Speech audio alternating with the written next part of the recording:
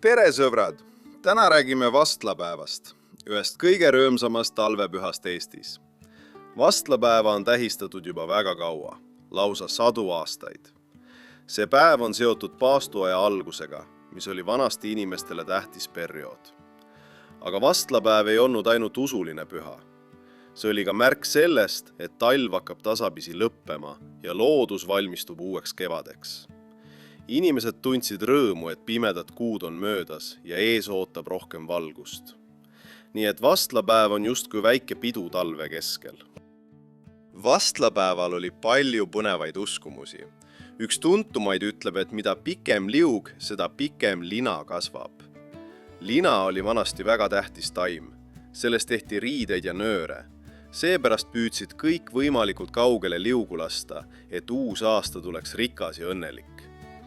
Lisaks usuti, et vastlapäeval peab olema hea tuju. Ei tohtinud tülitseda ega pahandada, sest siis võis terve aasta tulla keeruline. Nii et inimesed püüdsid olla sõbralikud, naerda palju ja veeta aega koos pere ja sõpradega. See kõlab päris mõnusalt, kas pole? Vastlapäev ei olnud ainult liugude päev. See oli ka maitsev toidupüha. Vanasti söödi hernesuppi ja seajalgu, sest need toidud olid talvel kergesti kättesaadavad ja andsid palju energiat. Tänapäeval on aga kõige kuulsam vastlapäeva maius vastlakukkel. See on pehme kukkel, mille sees on moos ja peal suur kuhjake vahukoort. Paljud lapsed ütlevad, et just kukkel on vastlapäeva parim osa. Ja ausalt öeldes, ma arvan, et paljud täiskasvanud nõustuvad nendega.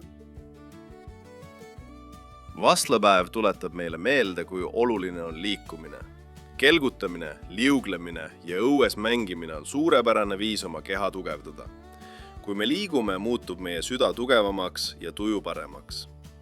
Talvel on vahel raske õue minna, sest ilm on külm, aga vastlapäev näitab, et ka talvel saab lõbusalt ja aktiivselt aega veeta.